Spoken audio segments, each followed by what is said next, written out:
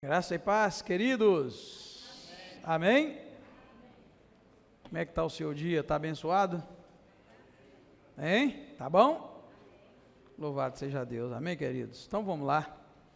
Vamos abrir nossas Bíblias no livro de Jeremias.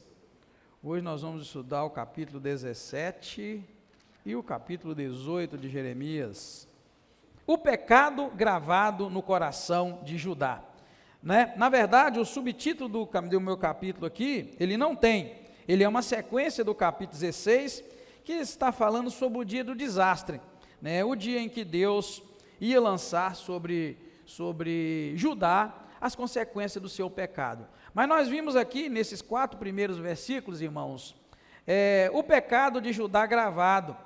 Deus declara que o pecado de Judá está gravado como estilete de ferro, com ponta de diamante, no coração do povo e no chifre dos altares idólatras. Eles haviam, irmãos, construído muitos altares idólatras, e eles não adoravam mais a Deus no seu santuário, mas adoravam nos altares idólatras. Então aqui, quando este texto começa dizendo, uma palavra pesada, que o pecado de Judá está escrito com estilete de ferro e gravado numa ponta de diamante, irmãos, diamante é uma pedra mais dura que existe. O diamante ele é capaz de cortar pedras e mais pedras, ele é capaz de cortar todas as outras as pedras que existem. Obrigadão, viu, irmão Anderson?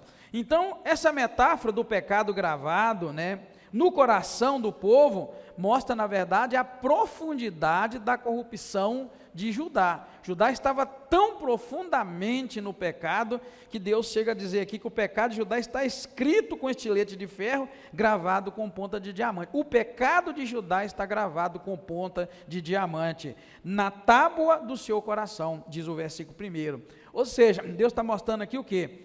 O pecado deles era tão profundo, a corrupção estava tão profunda, estava gravada.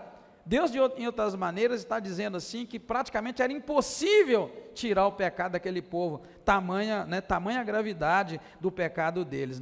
Algo que é gravado em pedra é permanente.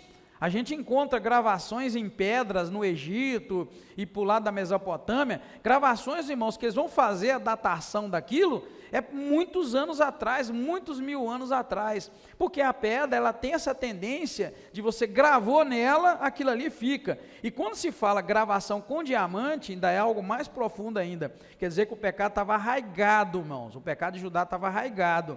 A gente costuma dizer, eu mesmo já disse, já vi alguns pastores dizerem, que na verdade tem coisa no coração da gente, irmãos, que nada consegue arrancar senão o Espírito Santo de Deus, tá? Não apenas pecado, mas sentimentos ruins que maltratam nosso coração, às vezes estão tão lá dentro, não adianta terapia, não existe medicina, não existe ciência que pode ir lá e arrancar. É um tipo desse, tá? E eu queria muito que você guardasse essa palavra. Eu falei para vocês que eu uso uma Bíblia do João Ferreira de Almeida, mas é a edição contemporânea, que é a edição mais próxima da original. E veja como está escrito aqui, vou repetir o versículo. O pecado de Judá está escrito com estilete de ferro, gravado com uma ponta de diamante, na tábua do seu coração, no pecado, e nas pontas dos altares. Os altares tinham suas pontas, como se fosse assim, de um lado do outro, geralmente de chifre, de animal. Então aqui está deixando claro para nós, irmãos, o pecado de Judá estava muito arraigado. Os altares idólatras, quando vai falar aqui, e nas pontas dos seus altares, isso aí é uma referência, irmãos, da infidelidade a Deus, tá? Por isso que nessa profecia, ele usa o termo altares idólatras.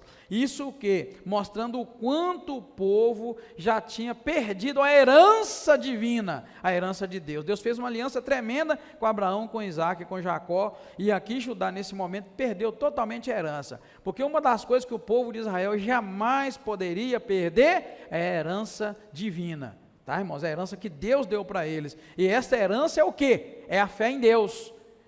Deus escolheu Abraão, Isaac e Jacó para eles transmitirem a fé em Deus. Essa é a responsabilidade do judeu, irmãos, e a mais importante deles, porque tudo que nós encontramos na Bíblia Sagrada faz referência a eles. Então a aliança que Deus fez com Abraão, com Isaac, com Jacó, ela estourou, chegou até nós, respingou em nós, porque eles rejeitaram. Então a herança daquele povo, irmãos, ela é divina, tá? Ela é uma herança divina. Então Deus aqui está falando o que acontece com o povo quando ele se distancia do Senhor. Depois nós vamos ver, versículos 5 a 8, a maldição e a bênção. Nós vamos ver que confiar no homem e confiar em Deus são dois momentos muito diferentes da nossa fé. O que é que está dizendo esses versículos, né? Maldito o homem que confia no homem, que faz da carne o seu braço e cujo coração se aparta do Senhor. Veja bem, não é maldito o homem que confia no homem, não. Tem gente que pega só essa parte do texto e sai pregando por aí que a gente não pode confiar em ninguém. O que você acha disso? Isso é um texto fora do contexto, irmão. Você precisa confiar em alguém. Ai de mim se eu não confiar na minha esposa, nem ela em mim. Não tem casamento, não tem relacionamento, né? Ai de você não confiar que a empresa vai te dar o seu pagamento no final do mês. Não é isso, é texto fora do contexto. Olha como é que diz: maldito o homem que confia no homem, vírgula. Tá vendo? Tem mais coisa. Que faz da carne o seu braço e cujo coração se aparta do Senhor. Não é qualquer homem. Não é qualquer homem. Não é, irmão? É aquele homem que faz da carne o seu braço. É aquele homem que não tem fé, ele confia na própria força. E tem muitos de nós aqui, irmão, talvez aqui nesta noite, que não confia muito em Deus, não confia mais no seu braço, né? Não é que tem gente que confia que não vai ser roubado porque tem um sistema de segurança em casa, tem muitas trancas na porta. Oh, meu Deus, eu já dormi com a minha tranca aberta várias vezes. Quem protegeu a minha casa? Só um. Está vendo? Não é meu braço, então não é minha condição. Então isso aqui é um texto muito significativo, mas eu vejo ele muito fora do contexto. Eu já vi muita gente pregando, bem feito, maldito o homem confia no homem, você confiou no homem, não é assim. Não é assim. Não é só maldito o homem que confia no homem, é o maldito o homem que confia no homem que faz da carne o seu braço. É confiar num homem que confia na própria força, você vai se dar mal, não é? Você vai se dar mal, e cujo coração se aparta do Senhor. Logo depois nós vamos ver um contraste, né? Aí fala que ele é diferente, né? Ele será como um arbusto nos ermos, tá vendo? Não verá prosperidade. Quando ela vier, prosperidade chega, o cara não vê. Como é que a prosperidade vai chegar para um homem e ele não vai ver? Dá um exemplo. Quando é que a prosperidade vai chegar para uma pessoa e ela não vai ver? É tipo, ele vai morrer antes de ver a prosperidade. Está vendo? O que Deus está falando? O cara não vai prosperar nunca. Mesmo eu mandando a prosperidade, ele não vai ver. Por quê? Porque ele confia no seu braço e o seu coração se apartou do Senhor. Né? Quando Deus der uma bênção, ele nem vai ver. É um exemplo. Está vendo? Ó, quando vier a prosperidade, ele não vai ver. Né? Porém, por isso que eu coloquei ali assim, ó, a maldição e a bênção. Confiar no homem versus confiar em Deus. Porque agora o versículo 7 vai dizer o lado diferente. Vai dizer assim: bendito o homem que confia no Senhor, cuja esperança é o Senhor. Está vendo? Bendito, é um feliz esse homem. É bem diferente. Então esse contraste vai destacar uma coisa, irmãos: a escolha fundamental entre depender dos recursos humanos e confiar em Deus. É isso que esse texto está querendo dizer para nós. Você confia no teu patrão, você confia na justiça humana, você confia na sustentação que a tua força, o teu braço alcança, é uma coisa. Agora, você confiar em Deus é outra, né? Eu vou citar um exemplo pessoal, que é melhor do que ficar citando exemplo dos outros.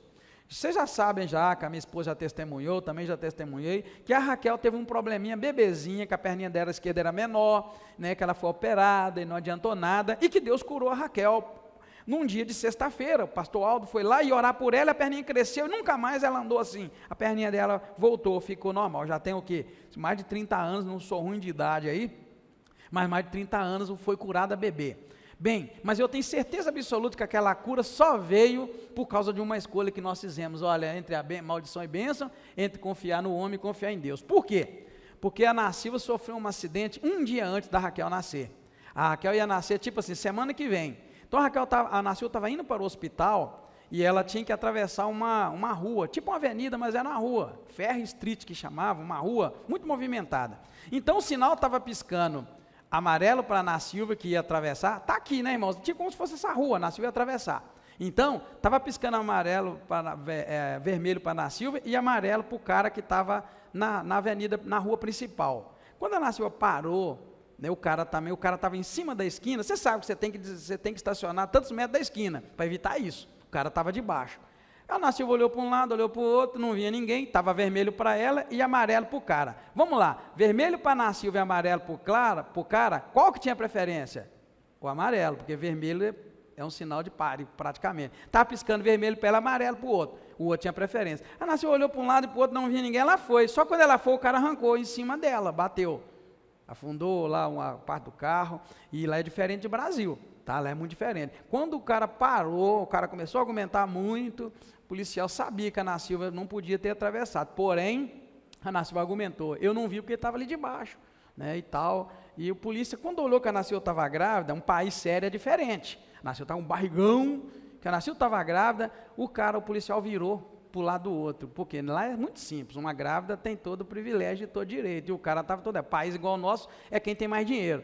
A polícia virou lá para o lado, nossa, a senhora está grávida, vamos chamar a emergência, é o 911, né, acho que é isso mesmo lá, não, eu estou indo para o hospital aqui, não, só não pode ir, quebrou aquele retrovisor, assim, aquele espelhinho.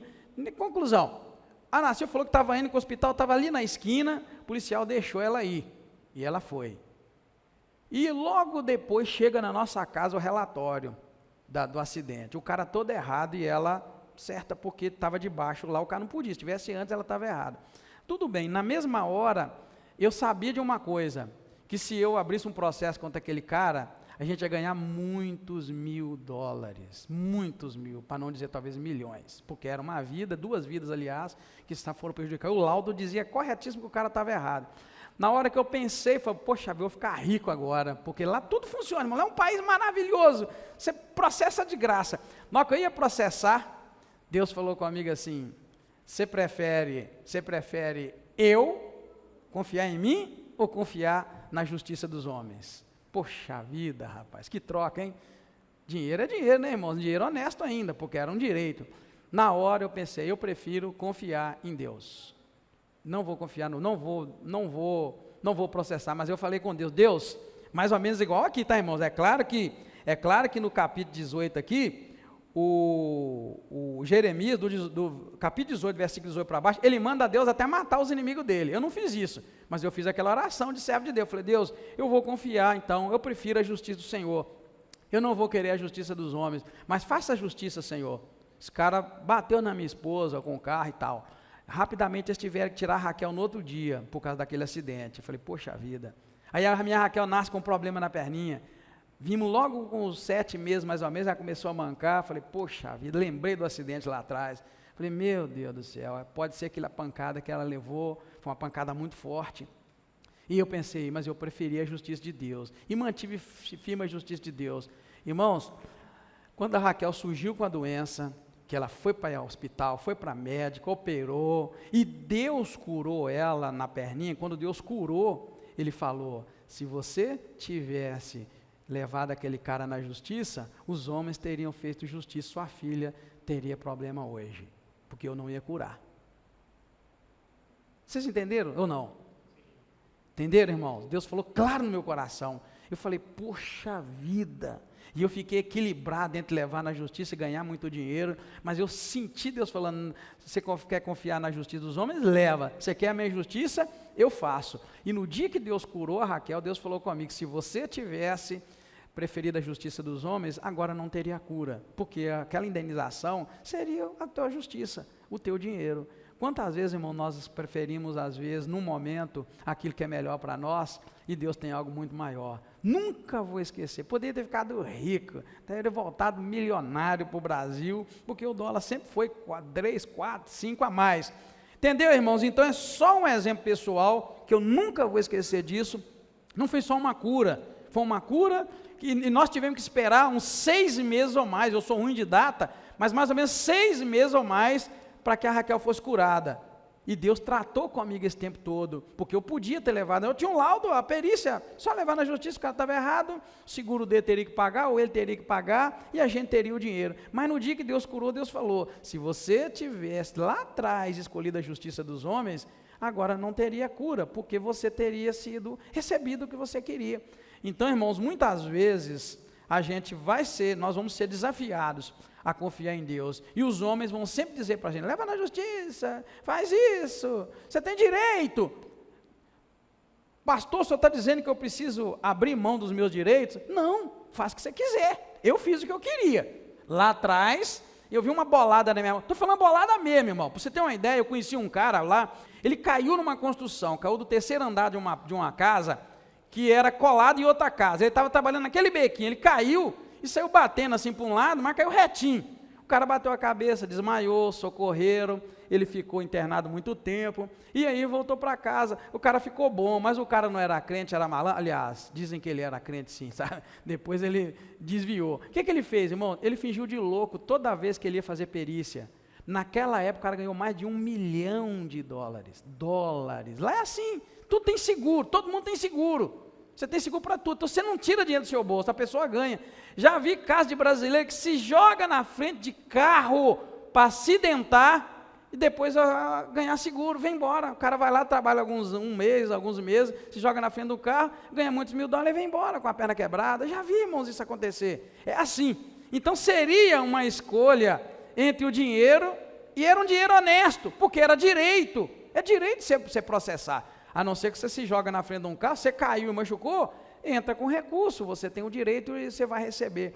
Então, irmãos, eu quero deixar para os irmãos muito claro que Deus trabalha muito assim. Deus às vezes prova a nossa fé, ter paciência, esperar, ver o milagre de Deus acontecendo. Pode ser que algumas vezes Ele te fala, não, procura o recurso humano, você vai. Então eu não estou aqui te incentivando a abrir mão dos seus direitos, porque a gente sempre vai ter que trabalhar entre os nossos direitos e entre a bênção de Deus. Lembra Paulo dizendo, todas as coisas me são lícitas, mas nem tudo me convém. Então levar alguém na justiça é lícito. Se você tiver certo, leva na justiça, é lícito, mas nem tudo convém. E Deus sempre vai nos fazer escolhas. A gente sempre vai ter a chance de escolha. Ah, pastor, a minha empresa não pagou meu FGTS, me arrebentou, fez um punhado de coisa. Então o senhor está dizendo que eu não devo levar na justiça? Não, não é isso que eu estou te dizendo. Eu estou dizendo que levar na justiça é um direito. Mas você precisa ouvir de Deus. Talvez Ele tenha algo muito maior para você.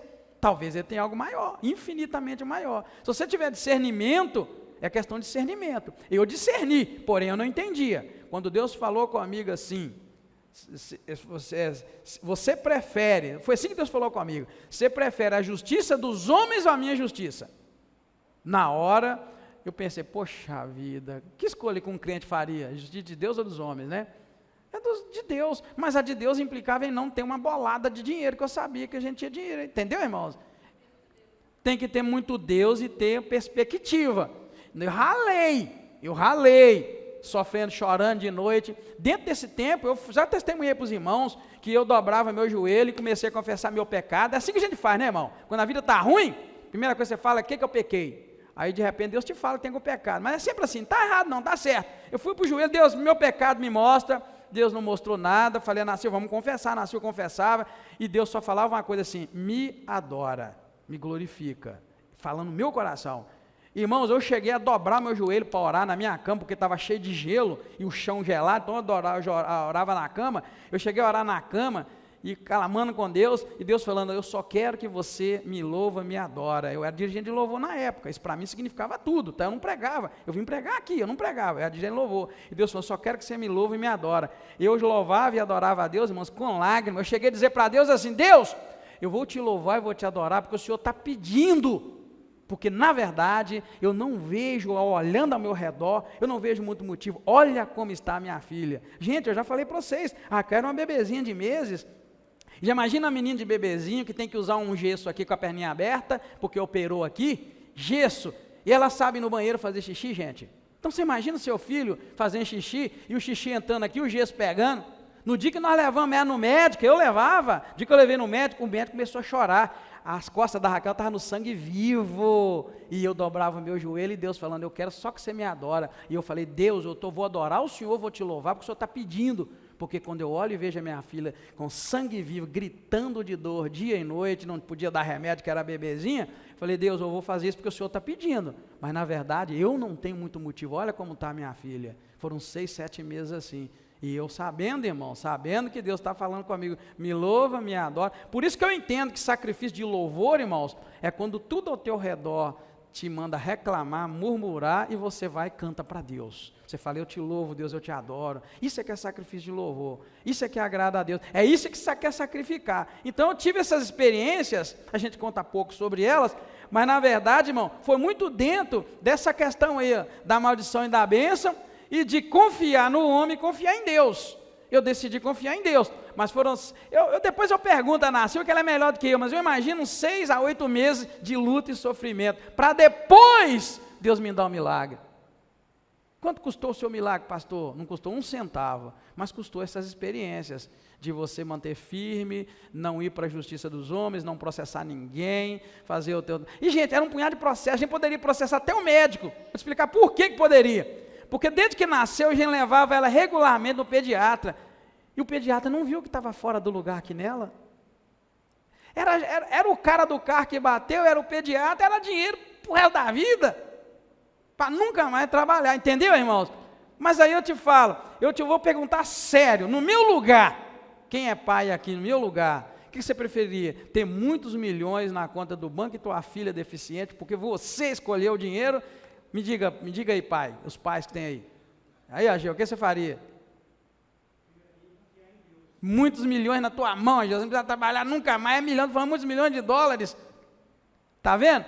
É isso que nós estamos tentando colocar, que Deus propõe para nós, irmãos. Às vezes a gente começa a reclamar, porque eu sou crente, o meu salário é ruim, eu sou crente, eu não prospero, eu sou crente, eu não tenho aquilo. Irmão, em troca de você escolher Deus, existe um punhado de coisas que Deus nos dá, que não tem valor. É isso que eu olho para trás hoje e falo, poxa vida, que escolha acertada que eu fiz. Quando eu vejo a minha filha desse tamanho, outro dia que ela me lembrou a idade dela, 30 e não sei quanto lá, eu sou ruim de idade, falei, poxa vida, outro dia a gente estava pegando ela no colo, que dor, de vez em quando eu lembro quando ela nasceu, que período que nós passamos, casar de novo, e a gente sofrendo junto ali, chorando. Eu falei para ela essa semana, falei, poxa vida, nasceu, você chorava 24 horas, qual a mãe que poderia pegar uma filha sofrendo assim, não chorar? Eu falei, Narcil, eu só sabia chorar, você lembra?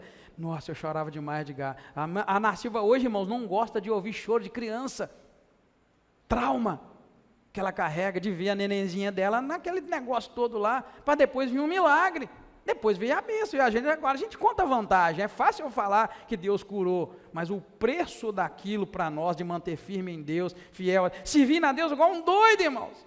Lá não era igual aqui não, lá eu dirigia, eu já falei para você, eu dirigi louvor, acho que era quarta, sexta, sábado e domingo, e quando tinha série, domingo de manhã, domingo de noite. Um dia que eu pedi ao pastor, arruma outro dirigente de louvor, o pastor, não, é você, porque Deus está te usando. Um dia que eu estava com a garganta arrebentada, falei, pastor Antônio, pastor Antônio, por favor, arranje o Enilson era um cara que cantava igual cantor de ópera, falei, põe o Enilson para dirigir louvor no meu lugar. Não!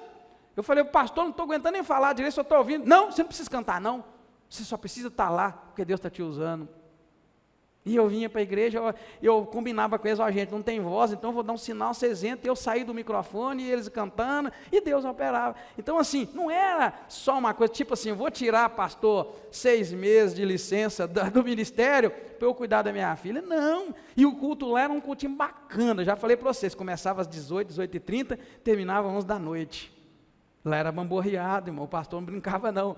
Então, e depois eu ia para casa trabalhar até 2 da manhã, já falei para vocês, para poder ir embora às 6. Estou dizendo isso por quê? É porque dentro da nossa escolha, depois você vai falar, viu, eu vi que você levantou a mão. Porque quando você escolhe confiar no homem, tudo vai ser mais tranquilo e mais simples. Dentro do meu contexto mesmo, se eu confiasse nas coisas dos homens, eu teria feito lá um ótimo tratamento para minha filha e tal, e ela estaria hoje deficiente, tranquila aí, e eu nem ia saber que Deus poderia curar, porque não teria curado. Quando Deus falou comigo, se você tivesse escolhido a justiça, você não teria hoje. Então, assim, é uma troca que eu fiz, e confiar em Deus custou isso tudo que eu estou dizendo para vocês, dor, sofrimento, choro, incerteza. Sabe aquele negócio que você sabe que Deus vai curar, mas depois você pensa, mas quantos que Deus curou? Ai, a Bíblia está cheia de cura, mas eu nunca vi ninguém com a perna pequena e Deus fazer a perna crescer. Eu nunca vi. E eu querendo. No dia que aconteceu, aí Deus vai e fala tudo. Olha, se você tivesse escolhido a justiça dos homens, você teria o que você escolheu e não teria hoje a cura. E aí a gente olha e faz essa troca. tá, queridos? O Deus sempre vai trabalhar conosco com essa questão da escolha. Ele nos permite escolher e vai nos dar de acordo com a escolha. Então, não estou dizendo para você não levar na justiça aquela empresa, não estou dizendo para você ir na justiça, não. Eu estou dizendo que se você de fato for uma mulher de fé e um homem de fé, vale a pena você falar, eu vou confiar na justiça de Deus. Amém, queridos? Mas é uma coisa de fé. Eu não digo ninguém para não fazer, mas eu estou dando o meu exemplo. Se tiver alguém que quiser ir por esse caminho, depois com certeza eu te digo, você vai testemunhar que Deus agiu, porque Ele faz assim, não é? É assim que funciona. Então, irmãos, é assim que a gente tem, né? E Deus está falando aí, né, mostrando clara a questão de confiar no homem ou confiar em Deus. Cada um vai te dar um resultado, você tem a opção. E aí o texto deixa muito claro que confiar no homem pode resultar sim em maldição, em isolamento, né, fraqueza espiritual, enquanto confiar em Deus vai trazer bênção, estabilidade, vai trazer graça para a sua vida e vai trazer algo que o dinheiro não compra. Na verdade, o dinheiro não compra o que Deus faz. A bênção de Deus, ela é maravilhosa. A bênção de Deus.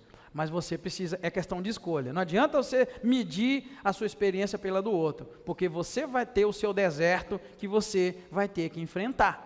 Você vai ter a sua luta que você vai ter que enfrentar. Depende de como você vai passar por ela. Confiando em Deus ou confiando no homem, né? Depois nós vamos ver, o texto vai falar sobre o coração enganoso, o coração do homem, né? Enganoso é o coração do homem, mais que todas as coisas. E diz também que o coração do homem é incorrigível, é incurável. Não tem conserto para ele. Mas ao mesmo tempo o texto vai dizer que Deus é o único que conhece esse coração do homem que é enganoso. Olha bem, primeiro o texto vai dizer assim, enganoso é o coração do homem, mas que todas as coisas é incorrigível. Quem o conhecerá? E Deus responde, eu, o Senhor, esquadrinho o coração e provo a mente. Então o coração do homem é enganoso, mas Deus conhece o coração do homem e Ele é o único que pode esquadrinhar. Isso que está aqui mostrando para nós esses versículos da dureza, da natureza pecaminosa do coração duro dos homens. A natureza do coração do humano é pecaminoso e por si só o homem é incapaz de confiar em Deus. Por si só o homem é incapaz de confiar em Deus. É preciso que Deus mesmo ajude o homem a confiar em Deus. Ninguém tem um ato de fé porque é forte, tem um ato de fé porque o próprio Deus ajudou. Então, irmãos, é um caminho. Às vezes a gente quer ter um ato de fé e pensa que eu não vou conseguir, porque o pastor conseguiu, a Ana conseguiu, a Alzita conseguiu, a fulano conseguiu, eu também posso. É por aí. Porém, ninguém consegue viver pela fé se o próprio Deus não lhe ajudar. É por isso que a fé não é de todos, não é todos que têm fé, não é todos que acumulam experiência na fé, porque se Deus não nos ajudar, a gente também não consegue, o coração do homem é enganoso. Quando eu falo assim, esse ano eu vou ler a Bíblia toda, de repente eu já me dei conta que eu não vou ler mais a Bíblia toda. Comecei numa empolgação, não, esse ano eu vou fazer tal coisa, já não consigo. Se Deus não estiver conosco, irmão, não dá conta. O bom exemplo de que se Deus não estiver conosco, a gente não resolve nada, é o caso de Adão e Eva. Só dois, mas ninguém, não tinha família, não tinha político, não tinha nada. Por que os dois pecaram, sendo que só eles dois e Deus que estava lá toda a tarde conversando com eles? Isso prova que não adianta Deus estar perto de mim, se eu não estiver disposto a ouvir Deus e eu vou caminhar, Deus, o Senhor vai me ajudar e vai dar certo. Então, o fracasso da primeira família, que foi a de Adão e Eva, e Deus estando presente lá no Jardim do Éden, como estava no início da criação, mostra para nós que o homem por si só, a mulher por si só, o ser humano por si só, não vai conseguir caminhar, porque o coração nosso é enganoso, o meu é, o seu é, e o nosso é. Isso expõe para nós, então, a necessidade, né, irmãos, que a gente tem de depender de Deus. Então, toda a experiência que eu venho contar sobre mim, não foi porque eu fui bom e forte, foi porque Deus me sustentou, me guardou e me ajudou. É assim que a gente consegue mais bênçãos ainda.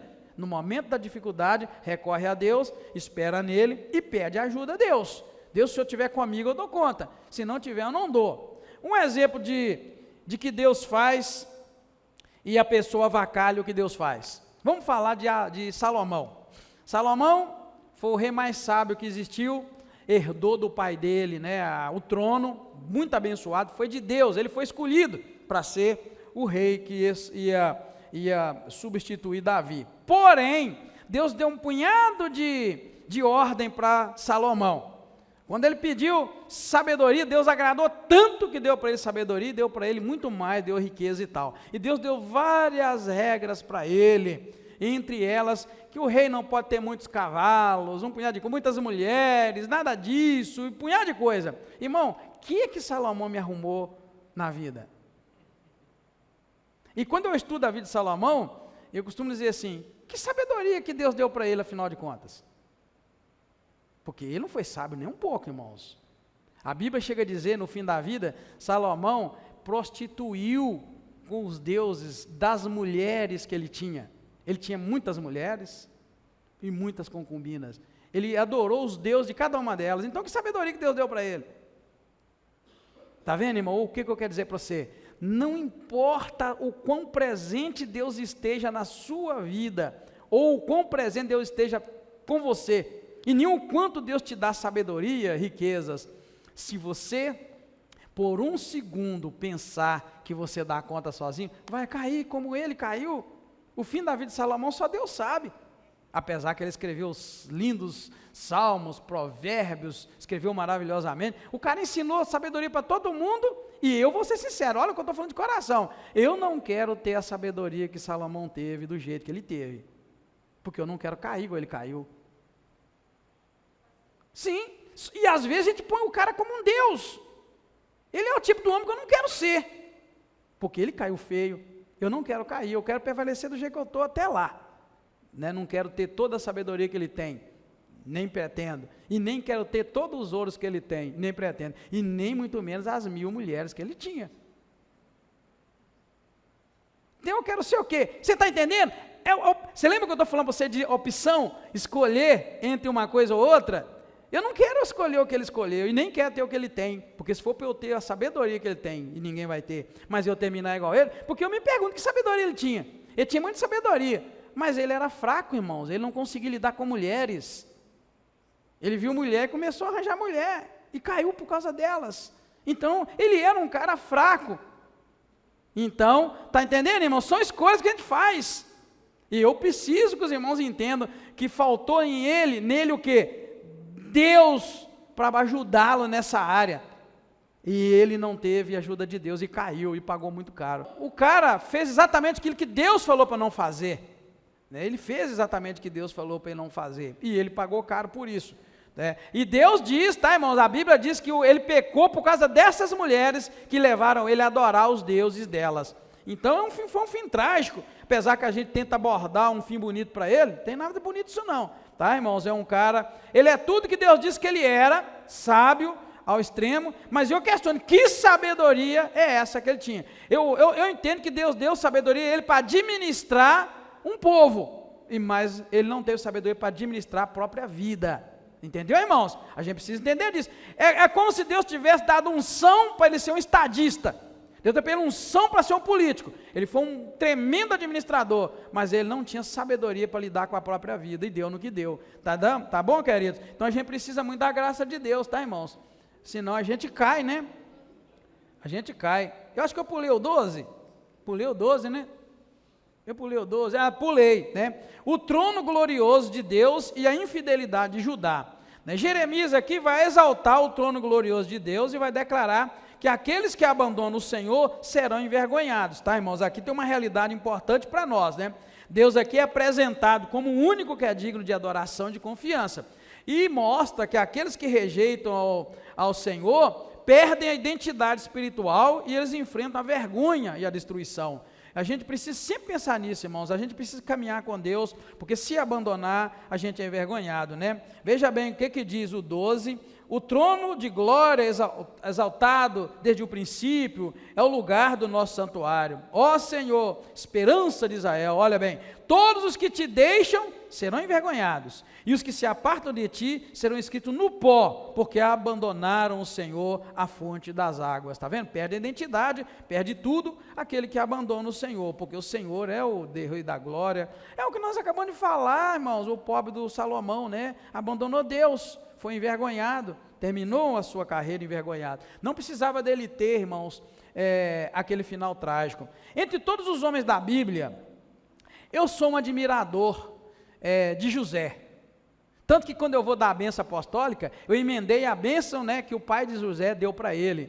Aquela parte que fala, né, os teus braços serão fortalecidos pelo Todo-Poderoso, o qual te abençoará com as bênçãos do céu em cima, a bênção do abismo embaixo, com a bênção da fartura, a bênção da prosperidade. É a bênção que Jacó deu para José. José foi o único homem que não teve um pinguinho de maldição entre seus irmãos. Todos eles, Deus falou, ó, você vai servir teu irmão, você vai fazer isso, você vai fazer aquilo. José foi só bênção. Por quê, irmão? De fato, José foi o homem humano que pisou na terra, mais correto e direito que existiu. O cara não falhou, ele caminhou de uma maneira bonita e morreu de uma maneira gloriosa, num lugar próspero, e Deus o prosperou. Mas foi um cara que foi vendido pelos irmãos, quase mataram ele, foi maltratado, foi um cara que sofreu, mas ele escolheu. Quando a mulher, então, do Potifar lá, se jogou para cima dele, era o pulo, irmãos, que ele poderia ter dado na carreira. Se ele tivesse um caso com aquela mulher, ele poderia ter sido enriquecido financeiramente, mas ele saiu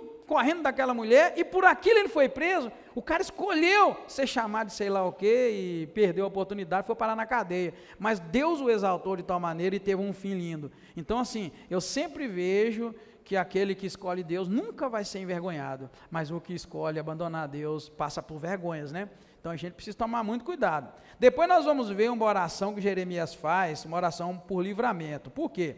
O Jeremias, nesse caso, está clamando a Deus pela cura e salvação, afirmando que Deus é a esperança, né, dele, do profeta, e pede a Deus que intervenha contra aqueles que estão zombando e o perseguindo, pedindo nesse sentido que a calamidade viesse sobre aquelas pessoas. Então, um tipo de oração pesada, né? Aqui ele expressa a confiança em Deus, pede livramento, né, em meio à oposição.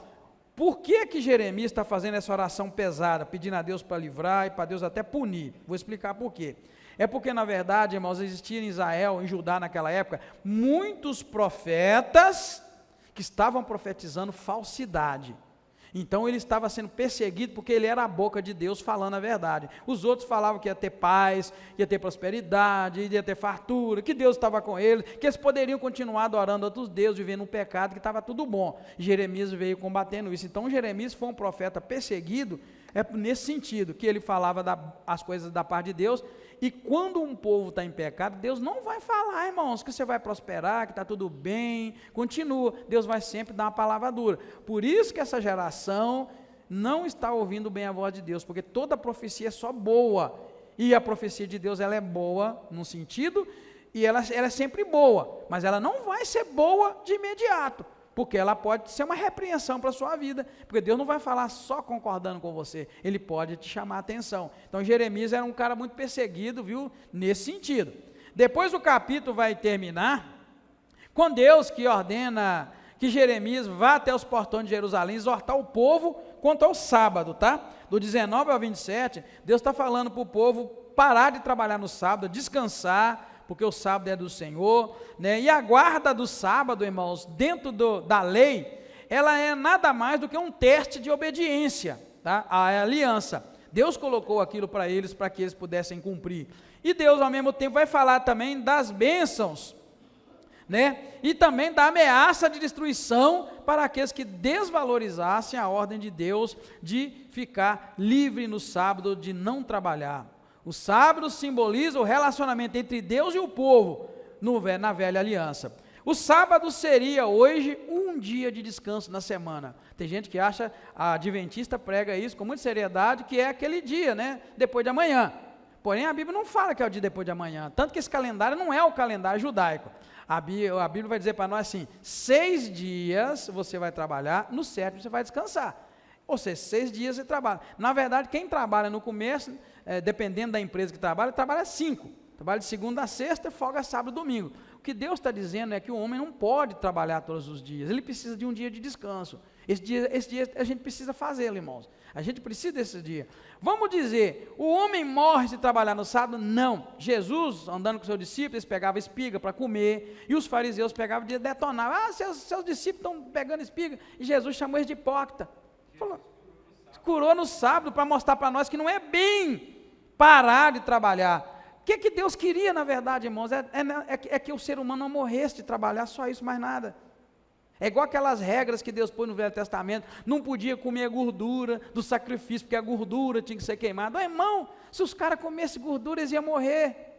Não tinha tratamento igual tem hoje, não consegue, como é que desentupir veio do povo? Então Deus vai, pega e atrela isso à fé. Quando Deus fala, não pode comer gordura, a comida vai ser queimada e vai subir como cheiro suave às minhas narinas. Não pode comer animal desse jeito. Deus estava livrando o povo, irmão, não tinha tratamento, não tinha condições, não tinha remédio. Agora tem remédio que você toma para ver, desentupida. Então tem muita coisa, né? Lembra a questão do sangue? Não pode comer o sangue. Irmão, garanto, se você comer sangue, você não vai morrer. Porém, dentro do sangue tem toda a impureza, e como é que você vai tirar aquilo? Vai saber. Então Deus atrelou, né? No entanto, o sangue, no Novo Testamento, ele continua não valendo, tá bem, irmãos? Quando os discípulos estavam falando de circuncisão, não circuncisão, eles reuniram, fizeram uma reunião, decidiram, olha, não vamos cuidar com a prostituição nessas coisas, e com o sangue, para não comer. Então o Novo Testamento continua proibindo o sangue, a gente não come. E vamos ser sinceros, quem garante que um sangue do animal hoje também está puro?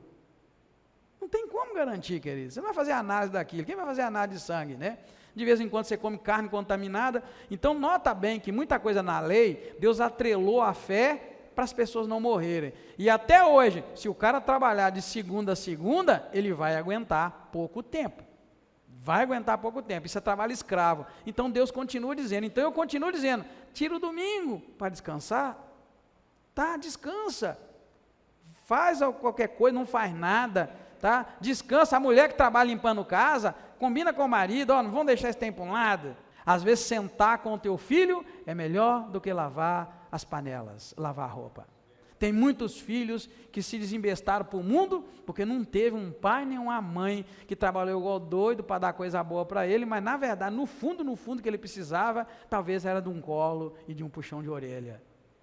Sim, querido, e Deus querendo livrar a gente de todas essas coisas, falou, não trabalha no sábado, né? Quantos aqui já trabalharam os 7 dias da semana e não morreu? Levanta a mão quem já trabalhou todos os dias. Não morreu. Você vê que não é bem aquilo que Jesus ensinou, ele curou no sábado, ele fez várias coisas. É Deus querendo nos ensinar, irmão. E aqui então, Deus está clamando com eles, olha, cuidado, porque quem me obedece, né, se diligentemente me ouvides, não fazendo nada no dia de sábado, o Senhor diz que vai abençoar muito. Capítulo 18, do 1 ao 6, é a metáfora do oleiro. Essa metáfora do oleiro, irmãos, é muito conhecida, tá? Por quê? Porque Deus manda Jeremias ir na casa do oleiro e observar o oleiro trabalhando. Oleiro é aquele cara que trabalha com barro, fazendo jarro, fazendo esculturas, fazendo objetos. Então, a gente é chamado de oleiro, o artesão que trabalha com barro, com argila. A gente fala barro, mas na verdade é uma argila, né? Ele molda o barro, só que de repente, enquanto ele moldava, o barro quebrou, o vaso quebrou. O oleiro pega e resolve fazer outra vez, com a mesma barra ele vai e faz do jeito que ele queria. E aí Deus vai e ensina para ele, e declara que ele, Deus, tem o poder sobre nós, sobre o ser humano, igualzinho àquele oleiro. Ele pode moldar a gente e fazer outra vez. Isso ilustrando o quê? Que Deus é soberano sobre todas as nações, sobre todos os indivíduos, e ele, assim como aquele oleiro refez o barro, ele está dizendo que ele pode moldar o destino das pessoas, de uma nação e de uma pessoa, ele pode moldar outra vez. Isso aqui é uma lição muito grande para mim e para você, irmão. Sabe aquela ideia que a gente tem, pau que nasce torto, morre torto?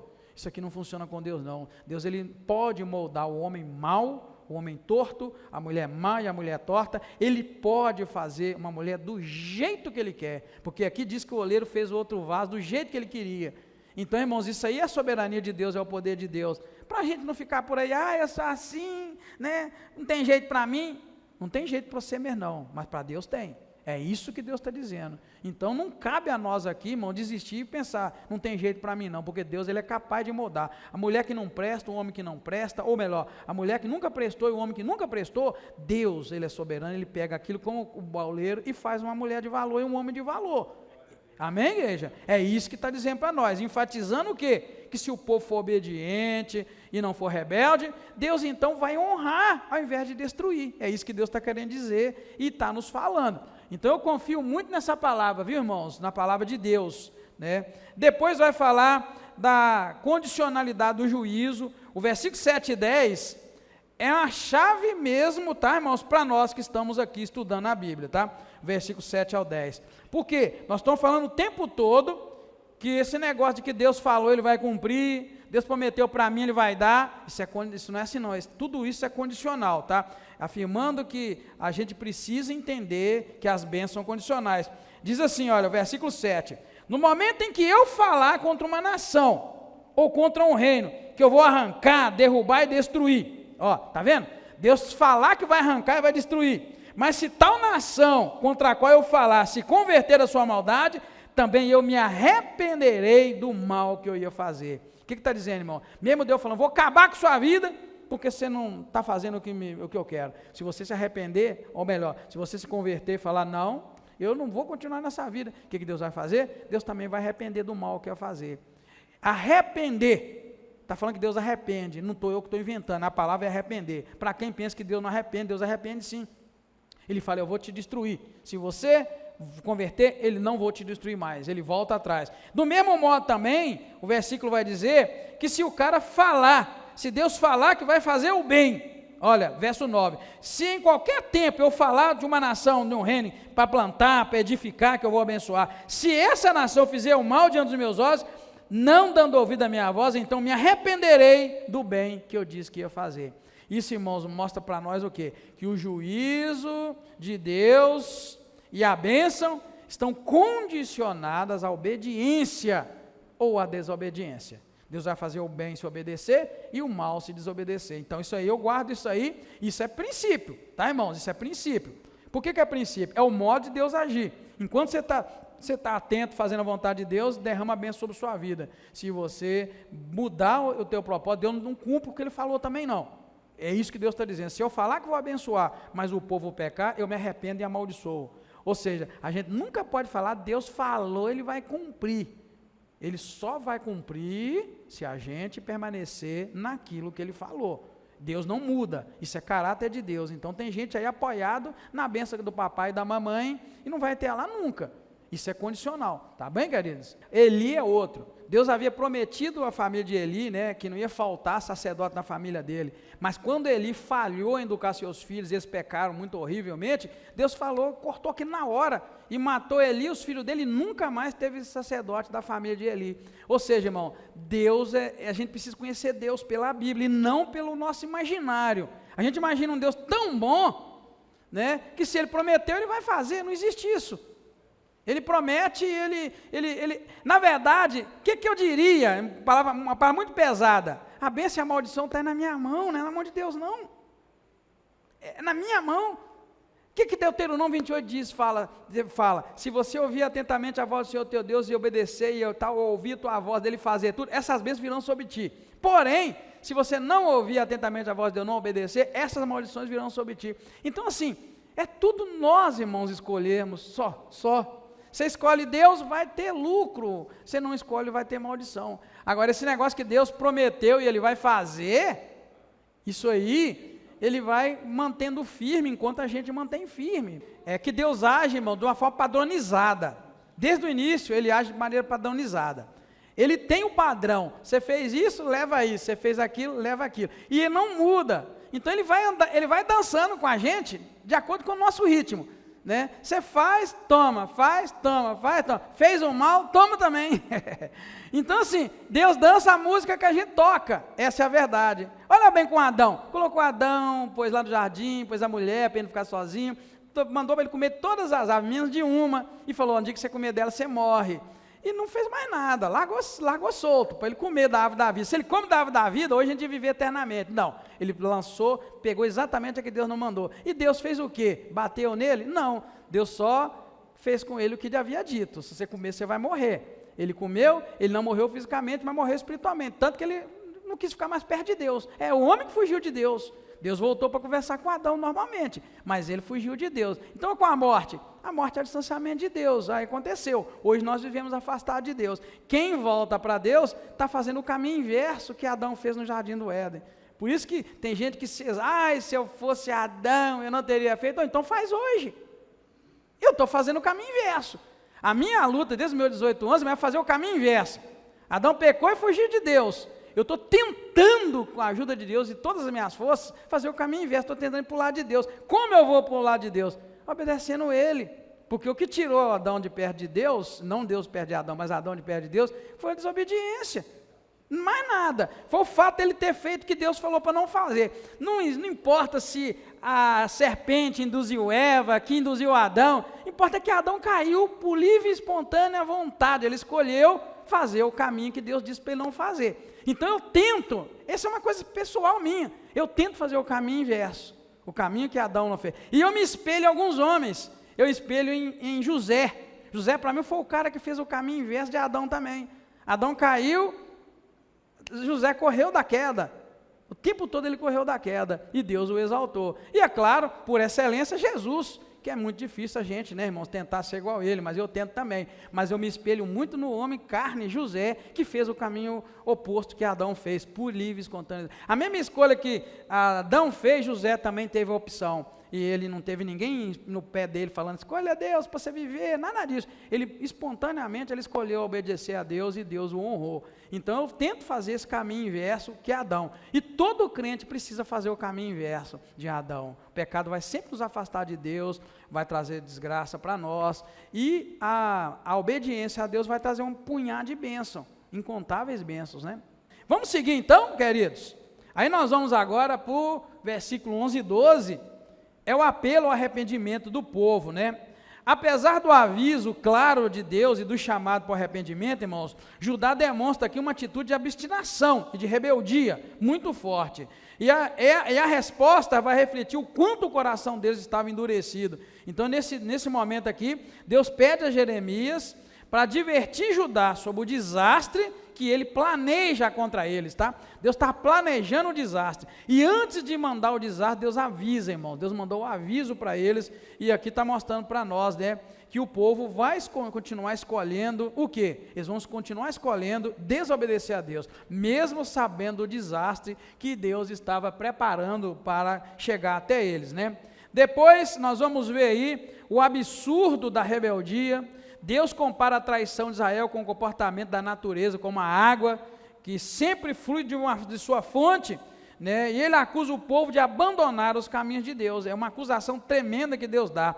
E a comparação com a natureza aqui vai destacar o quê? A infidelidade de Israel. Ou seja, um curso natural da água, aquilo é mudado porque o povo estava de tal maneira obstinado, e Deus então chama a atenção deles de maneira aqui muito, muito rude, né? Portanto, assim diz o Senhor, verso 18, perguntai entre os gentios, quem ouviu isso? Coisa sobremodo horrenda. Acaso, olha bem, desaparece a neve do Líbano e das suas encostas rochosas? Ou deixarão de correr as águas frias? Ou seja, o curso natural, né? Contudo, ele fala, o meu povo se esqueceu de mim. Olha bem, a água não deixa de correr no sentido para baixo, né? No sentido do mar, mas o povo esqueceu, ou seja, algo praticamente impossível o povo esquecer de Deus, e Israel e Judá estava fazendo isso aí, né? Então, Deus promete que vai haver desolação, sofrimento, dor, porque o povo estava até fugindo uma tendência natural. Assim como todas as águas correm para baixo, e o mais incrível é que água nenhuma corre para cima, né? Ninguém vai ver isso, a água é tremenda. Irmãos, depois que deu aquela enchente, eu fui fazer visita, fui ajudar a dar alguma assistência, e depois eu coloquei minhas netas no carro e fiz a percurso lá da Gerasa, lá no início, perto onde a casa caiu, e vim trazendo minhas netinhas para elas verem o estrago que foi na Avenida Gerasa. Tinha tronco de árvore dessa grossura, irmãos, tinha de tudo ali. E uma coisa eu mostrava para elas e ensinava. A água, irmãos, ela sempre vai para baixo, né? Ela sempre vai descendo, é um curso natural. E é incrível, irmãos, a água não gosta de fazer curva, não. Então, onde ela precisou de fazer curva, por exemplo, perto onde tem a UPA, é uma curva, o rio faz assim. Como do lado de cá era mais alto que do lado da UPA, ele não fez curva, ele foi direto. Né? Ele foi direto, a água não vai devagarinho, ela vai subindo. Se você notar na UPA, o lado de lá é assim, do rio, e o lado de cá é mais baixo. A água foi direta, irmão, foi na UPA, inundou aquilo tudo. Onde há curva, a água ela faz a curva, mas quando ela tem um impedimento, já era. Então a força da água aqui está representando o quê? Que apesar da força da água seguir num sentido, é uma coisa impossível o povo não entender que também a força de Deus é que deve nos conduzir. O povo, quando vive no pecado, mas é um povo desenfreado, está lutando contra a natureza, porque a natureza humana, ela tende a correr para o seu Criador, que é Deus. Deus pôs em nós algo que nos atrai para Ele. Então, quando a gente não vai para Deus, a gente está sendo obstinado ao ponto de lutar contra a própria natureza, porque a nossa natureza, ela geme, irmãos, e nos faz aproximar de Deus. Diga que você estiver numa depressão lá embaixo, lembra do que o pastor está dizendo pela boca de Deus, é Deus te chamando, vem para perto de mim. Por quê? Porque o homem é vazio se Deus não estiver com ele. O homem pode ter todo o dinheiro do mundo, toda a saúde, toda a felicidade, a melhor família do mundo, mas se o homem não estiver conectado com Deus, ele é vazio, porque a única coisa que nos completa é aquele que nos criou, que nos deu a vida. Então, é uma tendência natural. Quando você estiver para baixo, lembra Deus falando, vem meu filho, aí não dá para você não, vem para mim, né? Quando você estiver sentindo que você está perdendo, está tudo fracassado, está tudo ruim, é Deus falando, vem para mim, eu sou a fonte, é em mim que você vai encontrar a vida. Então, é mais ou menos nesse sentido, tá? Que Deus está falando aqui com o povo, né? Que eles precisavam, né, voltar para o Senhor. Depois, do 18 ao 23, nós vamos ver aqui uma conspiração contra Jeremias, tá, irmãos? Aí nós estamos encerrando. Mais uma vez, Jeremias vai reclamar e mostrar para Deus o sofrimento, né?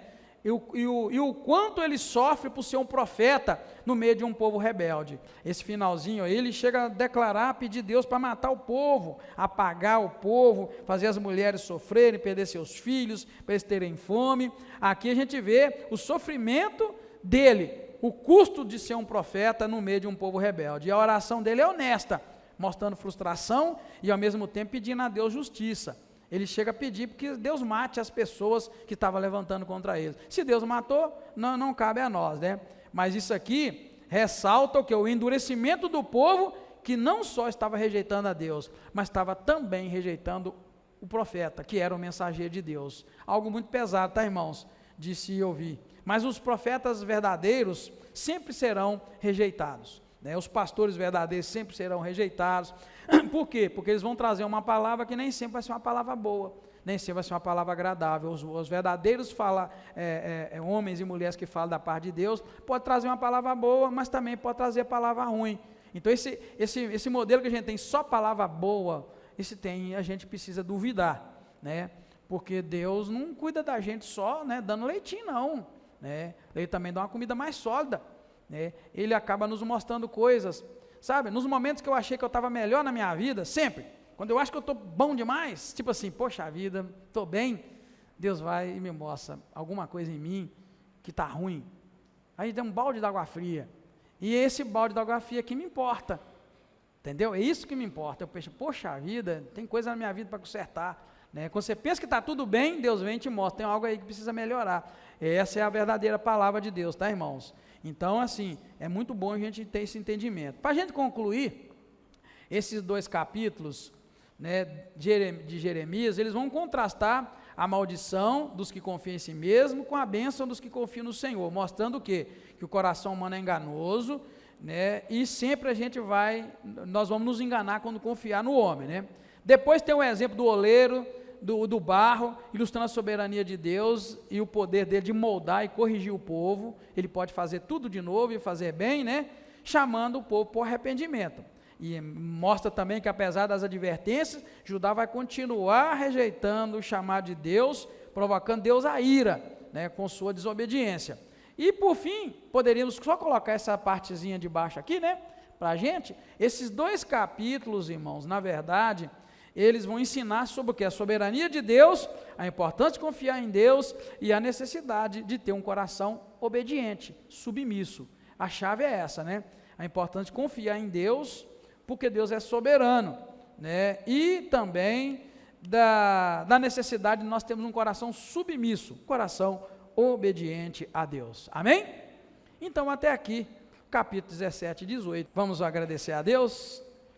Senhor, muito obrigado, porque quando nós começamos a ler a Bíblia, quando nós começamos a comentar, ó Senhor, Tu falas tantas coisas conosco, que dá vontade de continuar, meu Deus, cada um falando aquilo que ouviu, aquilo que aprendeu, aquilo que o Teu Espírito Santo falou. É muito bom, meu Pai, e eu quero Te agradecer por essa liberdade, esses momentos que temos, são preciosos, não tem preço, meu Deus, que possa pagar esse tempo tão bom diante da Tua palavra. E eu quero Te agradecer, acima de tudo, pelo Teu Espírito Santo que vivifica a palavra e fala conosco poderosamente. Eu peço que o Senhor possa fazer isso com todos os nossos irmãos, a cada dia falar, ó Deus, mensagens poderosas dentro da Tua palavra. Obrigado também, porque estamos aprendendo o Teu caráter, estamos aprendendo que o Senhor avisa quando o Senhor vai fazer o mal por causa do pecado, e o Senhor nos dá a oportunidade de abandonar, e o Senhor ajuda-nos também a abandonar, e é isso que eu te peço, me ajuda a ouvir a Tua voz e a obedecer, ajuda cada um de nós a ouvir a Tua voz e obedecer. Senhor, louvado seja o Teu nome, eu te agradeço, mais uma vez e peço a Tua bênção para a Tua igreja, leva-nos em paz, te pedimos agradecidos, em nome do Senhor Jesus Cristo, amém.